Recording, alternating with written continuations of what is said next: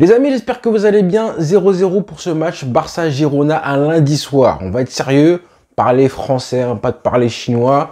On va être sérieux et ce qu'on a vu ce soir, bah, ça ne me suffit pas. Avec toute l'indulgence dont je peux faire preuve au maximum, Monsieur Xavi, ce que j'ai vu ce soir-là, un lundi soir comme ça. Hein, déjà, si on joue le lundi, c'est parce qu'on n'est pas qualifié ni en Ligue Europa ni en Ligue des Champions. Les vrais boss, ils jouent demain et mercredi en Ligue des Champions. Nous, on joue lundi. Lundi soir, normalement, c'est le soir où j'écoute l'after-foot, ou encore Joséphine Ange Gardien à la télévision, ou Julie Lescaut, mais surtout pas un match, un jour où je regarde du football, et pour voir cette bouillie de football là, honnêtement, ça fait mal. Là, il nous reste 2 mois de football avant la trêve, voilà, avant le mercato d'été. J'ai pas envie que les 2 mois qui arrivent, hein, parce que la saison se termine en juin. La saison se termine très tard à cause de la Coupe du Monde, donc du coup, il y aura des matchs jusqu'à début juin. Et j'ai pas envie que les 10 matchs restants du Barça se déroule comme ça. Hein. C'est impossible. Impossible à tenir.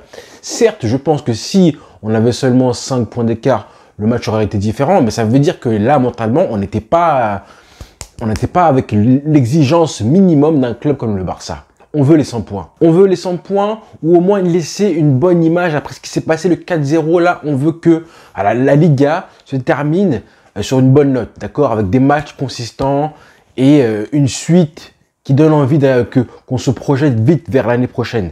Là, ce qu'on a vu ce soir, c'est juste dégueulasse. C'est horrible, horrible. Tous les joueurs ont été mauvais.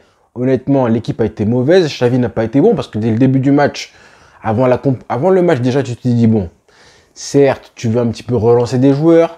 Et le match est important parce que après la gifle qu'on a vécue mercredi dernier, le 4-0, tu as des joueurs que tu veux remettre un petit peu en selle pour un petit peu reprendre ta confiance.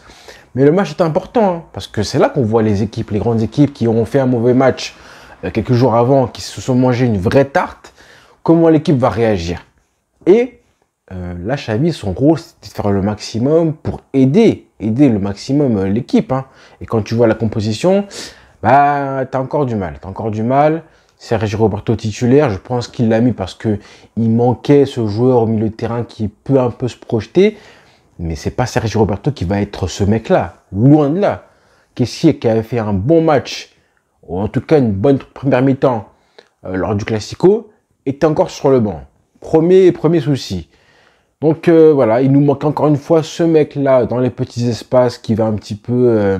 en gros, un meneur de jeu. Un meneur de jeu qui va un petit peu amener du calme hein, dans les derniers mètres adverses, parce que ce soit Ansu Fati, Lewandowski, je vais en parler parce que là, Lewandowski, oh, Seigneur, qui es-tu?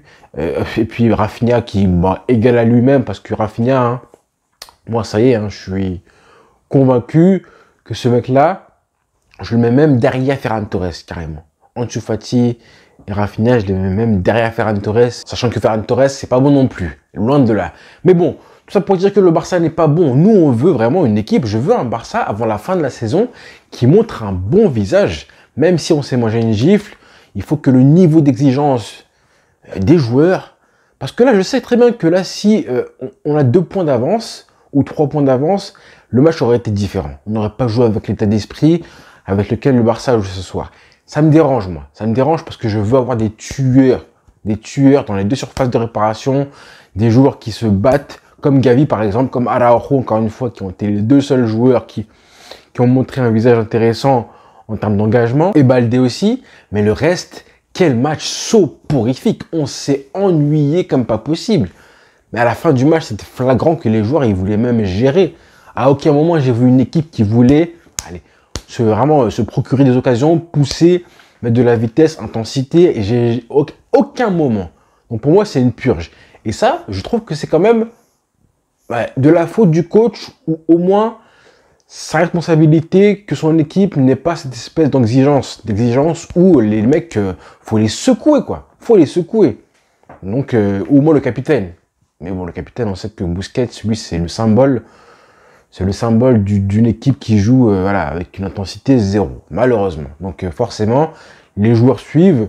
Sergio Roberto qui a été cataclysmique. Heureusement que Xavi le sort à la mi-temps.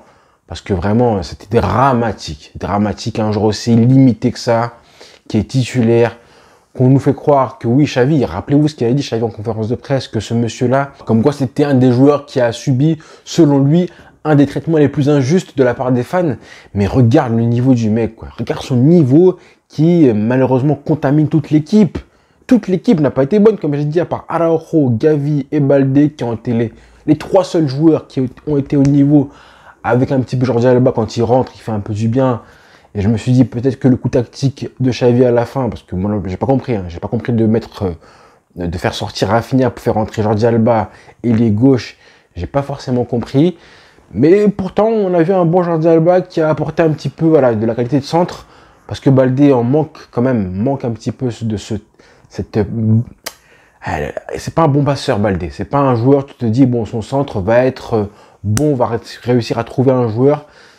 Koundé, c'est pareil. C'est 2 mecs qui centrent dans les zones, qui cherchent une zone, hein, mais qui vont pas chercher un joueur précis. Ça me dérange un petit peu de la part de Baldé. Il faut progresser à ce niveau-là et un petit peu plus lever la tête. Koundé, c'est pareil, il n'a pas été forcément bon. Défensivement, on sait qu'il est un petit peu fébrile aussi. Parce que franchement, Girona, ils ont fait un bon match. Hein, et ils auraient pu nous punir. Ils auraient même dû mener au score.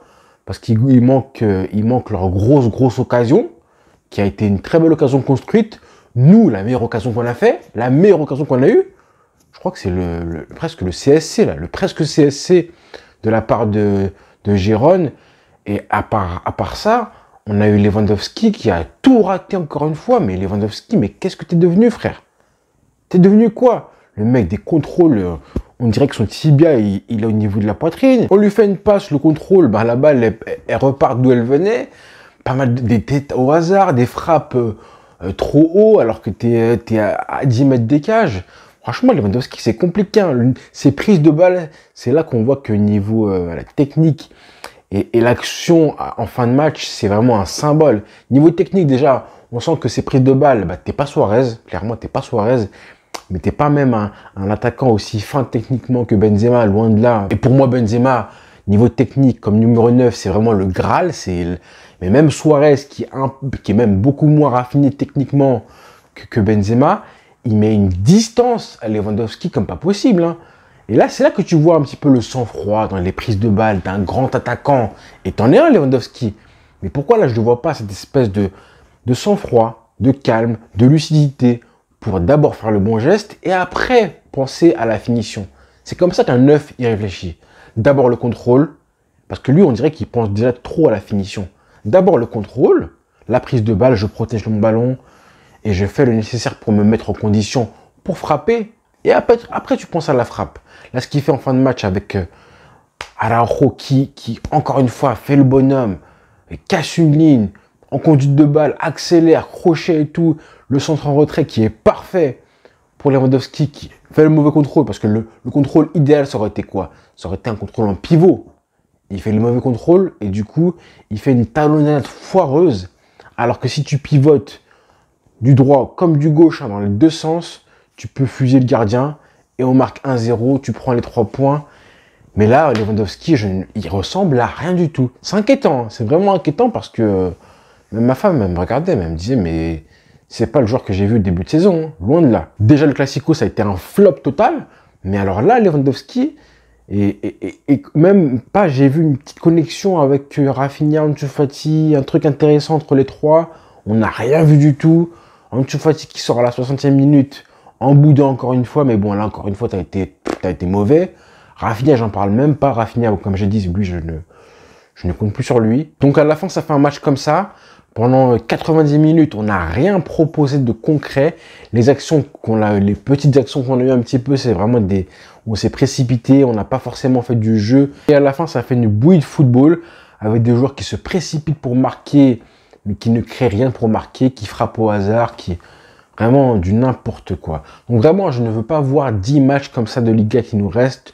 Je veux, même si on est presque champion, que l'équipe se mette une espèce d'exigence minimum à avoir. Ça veut dire les 3 points à chaque fois. On les a pas eu ce soir. Et la manière, les frères. Même la manière, pour moi, c'est même avant les 3 points, parce que maintenant, on est presque champion. Donc maintenant, je veux la manière. Hein, une équipe qui, même si on a les blessés, à chaque match, on voit les 4 joueurs qui sont sur le banc comme ça, qui sont tous blessés. On en a marre de les voir comme ça. Mais même s'ils sont blessés, je veux voir quand même du contenu. C'est Gérone, les frères, en face. C'est pas comme si c'était le Real Madrid. Hein, c'est Gérone. Donc les mecs comme Eric Garcia, comme Sergi Roberto, bah, tu te dis, ces mecs-là, un match comme ça, hein, tu vois le match, tu te dis, en fait, à Gérone, il y a des joueurs qui sont quand même meilleurs que ceux du Barça. Et tu ne sais même pas si, en vrai, les mecs comme Sergi Roberto, à Gérone, ils auraient leur place. Je suis même pas sûr. Donc vraiment, j'insiste, hein, on doit finir la Liga sur une bonne note. Ne pas se dire que oui, on aura gagné une Liga d'épicier. Ce serait la pire chose qui pourrait nous arriver pour l'année prochaine. Il faut vraiment terminer ça sur une bonne note, retrouver du jeu, voir que les joueurs prennent du plaisir à jouer ensemble. Prenez des risques aussi. Hein, Gavi, quand tu vois un espace, bah, fais la passe. Busquets, c'est pareil. Le nombre de fois où Busquets, ce monsieur-là, a quand même des angles de tir, des angles de frappe, des angles de passes à mettre, des passes simples. Et ce monsieur-là ne frappe pas, ne frappe jamais au but. Et ce monsieur-là ne tente pas assez de passes qui cassent les lignes. Hein, pareil pour Sergio Roberto, mais bon, lui, c'est qu'il n'a pas le talent pour le faire, malheureusement. Kessie, quand tu rentres, mets un peu plus d'impact aussi dans les duels, dans les courses. Écartez le jeu aussi au maximum. Hein, Ansu Fati et Rafinha. Bon, Ansu Fati, c'est le pire. Hein. C'est le mec qui vient de dézoner en plus. Il dézone dans l'axe. Bon, à la base, c'est une bonne idée, mais là, honnêtement, ça n'a pas apporté grand-chose. Rafinha, pareil. Écartez le jeu, les mecs. Écartez. Parce que vous livrez Baldé, Koundé à être les centreurs, les ailiers. Proposez des solutions. Comme ça, vos milieux de terrain, là, ils seront obligés de faire des passes un petit peu intéressantes. Ce sera eux qui seront les fautifs si jamais, comme ce soir, malheureusement, le Barça joue à 2 à l'heure. Parce que vraiment, on a joué à 2 à l'heure. Et j'ai plus envie de voir ça, moi. Là, ça me rappelle les heures sombres de Valverde et de Koeman. J'ai plus envie de voir ça. Je veux un Barça qui joue un petit peu plus avec de la vitesse. Mais qu'est-ce que tu veux faire avec Sergi Roberto, Busquets, Eric Garcia? Là, ça m'a rappelé les heures sombres des joueurs de 2021. Là, tous les joueurs espagnols, catalans qui jouent avec une vitesse. Et en plus, on fait rentrer Ferran Torres et Jordi Alba. Donc franchement, on va quand même retenir le du coup, rien du tout. J'ai envie de dire, hein, c'est comme ça, c'est le football. Désolé, même si là, c'est un petit peu les nerfs qui parlent. Hein. À chaud comme ça. C'est malheureusement ce dont on doit se contenter après une défaite 4-0 qui, je pense, a mis un gros coup sur la tête des joueurs qui manquaient de confiance. Mais justement, moi, je voulais un petit peu de l'orgueil. Hein. Après ce qui s'est passé, j'aurais aimé de l'orgueil. Malheureusement, on a vu de l'acceptation. Ça me dérange, de la suffisance même. De la nonchalance aussi. Voilà. Bon, j'arrête là. J'arrête là. Désolé encore une fois si je m'emporte et que j'arrive pas à poser mes mots. Bonne soirée à tous les frères. Bonne soirée.